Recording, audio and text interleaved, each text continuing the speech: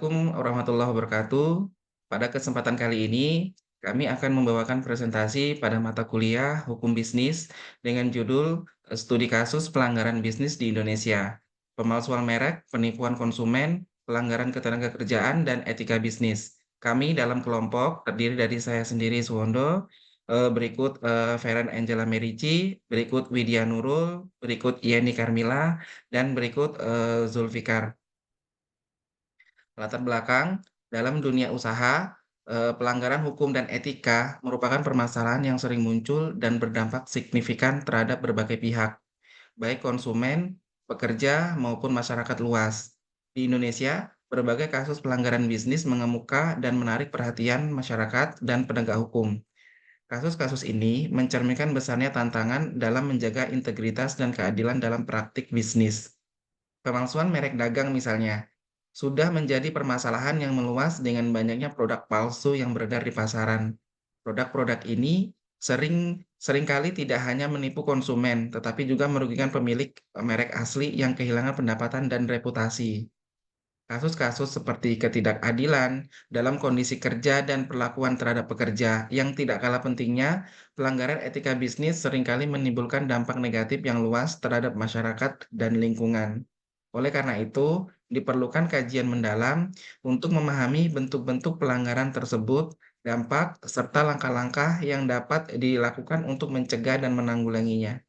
Tulisan ini bertujuan untuk memberikan analisis komprehensif terhadap berbagai kasus pelanggaran bisnis di Indonesia dengan fokus pada pemalsuan merek bisnis, penipuan yang dilakukan perusahaan, pelanggaran undang-undang ketenagakerjaan, dan pelanggaran etika bisnis. Dengan cara ini, diharapkan dapat memberikan wawasan yang bermanfaat bagi pemangku kepentingan untuk menciptakan lingkungan bisnis yang lebih adil dan beretika. Pada pokok pembahasan yang akan kami bahas, yaitu yang pertama pemalsuan merek usaha. Selanjutnya adalah penipuan oleh perusahaan yang merugikan konsumen. Selanjutnya adalah pelanggaran undang-undang ketenagakerjaan oleh perusahaan. Dan yang terakhir adalah pelanggaran etika bisnis. Pada bab pemalsuan merek usaha, merek memainkan peran besar karena mereka melayani mengidentifikasi asal-usul suatu barang atau jasa. Fungsi suatu merek dengan sendirinya, memudahkan pembeli untuk mengenali dan membeli suatu produk, atau jasa berdasarkan kualitas dan karakternya. Umumnya terlihat, dari keunikan suatu merek. Pemalsuan merek usaha adalah tindakan ilegal yang melibatkan penggunaan tanpa izin dari merek yang telah terdaftar dan dikenal luas. Hal ini dilakukan untuk menipu konsumen dan memanfaatkan reputasi merek tersebut. Pemalsuan merek usaha merupakan salah satu tantangan serius yang dihadapi oleh perusahaan-perusahaan di Indonesia. Pemalsuan ini tidak hanya merugikan pemilik merek, tetapi juga menipu konsumen dan menurunkan kepercayaan terhadap produk asli. Selanjutnya akan dibawakan oleh rekan kami, Mbak Widya. Ya, baik, terima kasih Kak Wondo. Selanjutnya, merek juga dapat mencegah persaingan usaha yang tidak sehat dengan membedakan produk atau jasa berdasarkan kualitas, jaminan, dan orisinilitas. Terkadang harga mahal suatu produk bukan karena biaya produksi atau SDM-nya tinggi, melainkan karena nilai mereknya. Hal ini menunjukkan bahwa merek merupakan hak kekayaan intelektual yang berharga. Dalam persoalan merek, masih banyak pengusaha nakal yang meniru merek ternama dengan membuat produk palsu. Setelah terjadi permasalahan hukum, pengusaha akan bersembunyi di balik nasib tenaga kerjanya. Padahal, sejak awal, pengusaha sudah sadar melakukan pelanggaran pemalsuan demi keuntungan besar sehingga pekerja pun turut terkena dampaknya. Selanjutnya ada contoh kasus pemalsuan merek usaha. Kasus sengketa antara gudang garam dan gudang baru. Gudang garam dan gudang baru telah lama bersengketa mengenai penciplakan atau plagiarisme pengemasan merek rokok pada tahun 2012. Gugatan pertama diluncurkan oleh Gudang Garam kepada Gudang Baru dan berlangsung bertahun-tahun. Sampai akhirnya pada tahun 2015 dikeluarkanlah putusan MA nomor 104 PK garis miring PID sus garis miring 2015 dan putusan MA nomor 119 PK garis miring PDT sus HKI garis miring 2017 yang dimenangkan oleh Gudang Garam. Pemilik gudang garam baru harus menerima kekalahannya dengan dihukum penjara selama 10 bulan serta harus menebus denda sebesar 50 juta rupiah. Walaupun pemilik gudang baru telah menjalani hukumannya, tetapi ia tetap saja tidak jera dan meneruskan usaha gudang barunya. Gudang baru tetap menggunakan pengemasan merek yang masih memiliki beberapa kesamaan dengan gudang garam. Dengan penerus tindakan ini akan menimbulkan kericuhan di antara gudang garam dengan gudang baru. Konsumen akan ikut bingung atas keadaan bentuk pengemasan rokok yang hampir sama antara satu sama lain. Adapun dampak pemalsuan dari merek usaha, yang pertama yaitu merugikan konsumen. Konsumen yang membeli produk palsu berisiko mengalami kerugian finansial karena kualitas produk yang lebih rendah, tidak sesuai dengan deskripsi, atau bahkan berbahaya bagi kesehatan dan keselamatan. Yang kedua, merugikan perusahaan milik merek. Penjualan produk palsu secara langsung merugikan perusahaan pemilik merek karena mereka kehilangan pendapatan dari penjualan produk asli. Yang ketiga, yaitu merusak reputasi merek. Produk palsu yang berkualitas rendah dapat merusak reputasi merek asli di mata konsumen. Selanjutnya, pembahasan yang kedua yaitu pemalsuan oleh perusahaan yang merugikan konsumen. Yang pertama, pengertian penipuan oleh perusahaan. Penipuan oleh perusahaan terjadi ketika perusahaan dengan sengaja memberikan informasi yang menyesatkan atau berbohong kepada konsumen untuk keuntungan finansial. Penipuan oleh perusahaan atau corporate fraud merupakan tindakan ilegal yang dilakukan oleh perusahaan atau individu dalam perusahaan untuk mendapatkan keuntungan finansial atau non-finansial dengan menipu pihak lain. Korban penipuan korporasi adalah konsumen atau klien, kreditor, investor, pelaku usaha lainnya, dan pada akhirnya perusahaan yang menjadi sumber penipuan dan karyawan. Terima kasih. Selanjutnya akan dilanjutkan oleh Kak Faren. Silakan. Berikut adalah contoh kasus penipuan oleh perusahaan. Kasus penipuan oleh First Travel. Kasus penipuan oleh First Travel adalah salah satu yang paling mencuat di Indonesia. Perusahaan ini menawarkan paket umroh dengan harga sangat murah. Namun setelah menerima pembayaran dari ribuan jamaah, mereka gagal memberangkatkan jamaah tersebut. Ribuan konsumen mengalami kerugian finansial dan emosional akibat tindakan penipuan ini. Kasus First Travel menggemparkan masyarakat Indonesia pada tahun 2017. Ribuan jamaah umroh menjadi korban penipuan dan mengalami kerugian mencapai 905 miliar. Kasus ini melibatkan 63.310 calon jemaah yang batal berangkat ke Tanah Suci Mekah. Berikut adalah dampak penipuan oleh perusahaan. Yang pertama, kerugian finansial bagi investor. Investor yang dirugikan oleh penipuan perusahaan dapat kehilangan uang mereka dan mengalami kesulitan keuangan. Yang kedua, kehilangan pekerjaan dan kerusakan reputasi karyawan. Karyawan yang bekerja di perusahaan yang melakukan penipuan dapat kehilangan pekerjaan mereka. Reputasi mereka juga dapat tercoreng karena dikaitkan dengan perusahaan yang melakukan tindakan ilegal. Yang ketiga, kerugian bagi konsumen. Konsumen yang membeli produk atau jasa dari perusahaan yang melakukan penipuan dapat dirugikan secara finansial atau mengalami kerugian lainnya. Dan yang keempat, hilangnya kepercayaan publik. Penipuan oleh perusahaan dapat merusak kepercayaan publik terhadap dunia usaha dan pemerintah. Hal ini dapat menghambat pertumbuhan ekonomi dan stabilitas sosial. Selanjutnya, kita akan membahas tentang pelanggaran Undang-Undang Ketenagakerjaan oleh perusahaan. Yang pertama, pengertian pelanggaran Undang-Undang Ketenagakerjaan. Pelanggaran Undang-Undang Ketenagakerjaan adalah tindakan yang dilakukan oleh pemberi kerja atau pekerja yang bertentangan dengan ketentuan yang tercantum dalam Undang-Undang Nomor 13 Tahun 2003 tentang Ketenagakerjaan dan peraturan perundang-undangan lainnya yang terkait dengan ketenagakerjaan, seperti ketentuan upah minimum, jam kerja, dan hak-hak pekerja lainnya. Pelanggaran Undang-Undang Ketenagakerjaan bagaikan benalu yang menggerogoti dunia kerja, merenggut hak-hak pekerja, dan menorehkan luka mendalam bagi berbagai pihak. Praktik ini tak hanya merugikan individu, tetapi juga menghambat kemajuan ekonomi dan stabilitas sosial. Kemudian ada contoh kasus pelanggaran Undang-Undang Ketenagakerjaan. Kita ambil contoh dalam kasus PT Freeport Indonesia. Kasus PT Freeport Indonesia yang dituduh melanggar Undang-Undang Ketenagakerjaan dengan mempekerjakan pekerja dalam kondisi yang tidak aman dan tidak adil. Pekerja mengeluhkan jam kerja yang panjang tanpa kompensasi yang layak dan kondisi kerja yang berbahaya.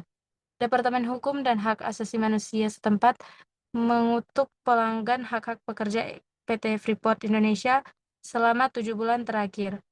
Berdasarkan banyaknya laporan dan pengaduan yang kami terima, terungkap berbagai pelanggaran HAM berat yang dilakukan PT Freeport Indonesia telah mengimbau para karyawannya, baik karena negosiasi, pemogokan, maupun protes terhadap kebijakan cuti atau PHK, hingga kriminalisasi terhadap pimpinan Serikat Pekerja Sudiro. Sekian, selanjutnya akan dilanjutkan oleh rekan saya. Baik, terima kasih. Saya akan melanjutkan dampak pelanggaran Undang-Undang Ketenagakerjaan. Dampak bagi karyawan. Kehilangan hak-hak normatif. Hal ini tak hanya berdampak pada kesejahteraan finansial, tapi juga kesehatan fisik dan mental. Kondisi kerja yang buruk. Lingkungan kerja yang tak aman dan tak sehat, pelecehan fisik maupun verbal, serta minimnya akses terhadap pelatihan dan pengembangan diri bagaikan bom waktu yang siap meledak. Konflik dan perselisihan. Ketidakadilan yang dirasakan pekerja memicu konflik dan perselisihan dengan pengusaha. Kemudian terbatasnya peluang. Pelanggaran Undang-Undang Ketenagakerjaan mencoreng citra industri dan menyurutkan minat investor. Kemudian dampak bagi perusahaan, yaitu citra buruk dan kehilangan kepercayaan. Nama baik perusahaan tercoreng dan konsumen enggan membeli produk, rekanan ragu menjalin kerjasama, dan masa depan perusahaan terancam. Kemudian gangguan operasional dan produktivitas. Konflik dengan pekerja, tuntutan hukum, dan operasional terhambat, produktivitas menurun, dan keuntungan terancam merosot tajam. Kemudian ketidakpastian dan ketidakstabilan. Pelanggaran Undang-Undang Ketenagakerjaan bagaikan bom waktu yang siap meledak kapan saja, menciptakan ketidakpastian dan ketidakstabilan dalam hubungan kerja. Kemudian motivasi dan kinerja pekerja menurun. Diperlakukan tak adil, hak-hak dirampas, dan masa depan tak pasti. Memicu demotivasi dan penurunan kinerja pekerja. Next. Bab 4, pelanggaran etika bisnis. Pengertian pelanggaran etika bisnis. Pelanggaran etika bisnis terjadi ketika perusahaan melakukan tindakan yang tidak sesuai dengan norma-norma moral dan etika yang berlaku di masyarakat. Etika bisnis adalah pemikiran atau refleksi kritis tentang moralitas dalam kegiatan ekonomi dan bisnis. Moralitas selalu berkaitan dengan yang dilakukan manusia, dan kegiatan bisnis merupakan salah satu bentuk kegiatan manusia. Pelanggaran etika bisnis muncul akibat pelaku bisnis hanya memikirkan bagaimana bisa menaikkan omset penjualan menjadi semakin besar, tidak hanya menaikkan omset saja, melainkan juga melakukan hal-hal yang tidak etis, seperti suap, korupsi, kolusi, dan nepotisme. Hal tersebut membuat masyarakat resah. Contoh kasus pelanggaran etika bisnis, yaitu kasus PT Lapindo Brantas. Kasus PT Lapindo Brantas yang terlibat dalam bencana lumpur Lapindo di Sidoarjo. Perusahaan ini dianggap lalai dalam menjalankan prosedur pengeboran yang aman, sehingga menyebabkan bencana lingkungan yang besar dan merugikan ribuan warga sekitar. Kasus semburan lumpur panas PT Lapindo Brantas di Sidoarjo, Jawa Timur, pada tanggal 29 Mei 2006, bagaikan luka menganga yang tak kunjung sembuh. Bencana ini tak hanya meninggalkan jejak fisik berupa jutaan kubik lumpur yang menenggelamkan rumah, sekolah, dan tempat ibadah, tetapi juga meninggalkan luka sosial, ekonomi, dan psikologis yang mendalam bagi masyarakat sekitar. Next, dampak pelanggaran etika bisnis, dampak bagi perusahaan. Kehilangan kepercayaan dan citra buruk. Konsumen akan enggan membeli produk atau jasa dari perusahaan yang tidak beretika. Hal ini dapat menyebabkan penurunan penjualan, kerusakan citra perusahaan, dan bahkan kebangkrutan. Kepercayaan investor pun runtuh, menghambat akses pendanaan dan peluang bisnis. Kemudian gangguan operasional dan kerugian finansial. Konflik internal, tuntutan hukum, dan sanksi dari pemerintah dapat mengganggu operasional perusahaan dan menghambat pertumbuhan bisnis. Kemudian penurunan motivasi dan produktivitas karyawan. Hal ini dapat menurunkan produktivitas dan efisiensi perusahaan, menghambat pencapaian target dan tujuan bisnis. Oke, selanjutnya akan dipresentasikan oleh rekan kami, Mas Zulfikar. Terima kasih. Kemudian dampak bagi masyarakat. kerugian ekonomi dan kesenjangan sosial. Konsumen yang dirugikan oleh praktek bisnis yang tidak etis dapat mengalami kerugian finansial. Hal ini dapat memperburuk tingkat kemiskinan dan kesenjangan sosial, memicu konflik horizontal, dan menghambat pembangunan ekonomi. Kerusakan lingkungan dan bahaya kesehatan. Pencemaran lingkungan dan eksploitasi sumber daya alam secara berlebihan akibat praktik bisnis yang tidak bertanggung jawab dapat menyebabkan kerusakan ekosistem, pencemaran air dan udara, dan membahayakan kesehatan masyarakat. Dampak berikutnya, ketidakpercayaan terhadap dunia usaha dan kekecewaan terhadap pemerintah. Ketidakmampuan pemerintah dalam menegakkan hukum dan melindungi hak-hak masyarakat dapat memicu kekecewaan dan krisis kepercayaan publik, menghambat stabilitas sosial dan politik. Kesimpulan, dalam dunia usaha di Indonesia, berbagai pelanggaran seperti pemalsuan merek, penipuan perusahaan, pelanggaran undang-undang ketenagakerjaan, dan pelanggaran etika bisnis menyoroti perlunya tindakan proaktif dari berbagai pihak. Pemalsuan merek merugikan pemilik dan konsumen, serta merusak reputasi. Kasus seperti First Travel menunjukkan kerentanan konsumen terhadap praktik ilegal. Pelanggaran ketenagakerjaan, seperti yang terjadi di PT Freeport Indonesia, mengungkap kondisi kerja yang berbahaya dan tidak adil. Sementara itu, kasus lumpur lapindo menunjukkan dampak buruk pelanggaran etika bisnis terhadap lingkungan dan masyarakat. Pemerintah perlu meningkatkan pengawasan dan penegakan hukum untuk mencegah kasus serupa. Perusahaan juga harus mematuhi hukum dan menerapkan praktik bisnis yang etis, serta melindungi hak-hak pekerja dan konsumen. Masyarakat perlu meningkatkan kesadaran tentang hak mereka dan pentingnya kepatuhan terhadap hukum. Edukasi dan kampanye kesadaran sangat diperlukan untuk memberdayakan masyarakat.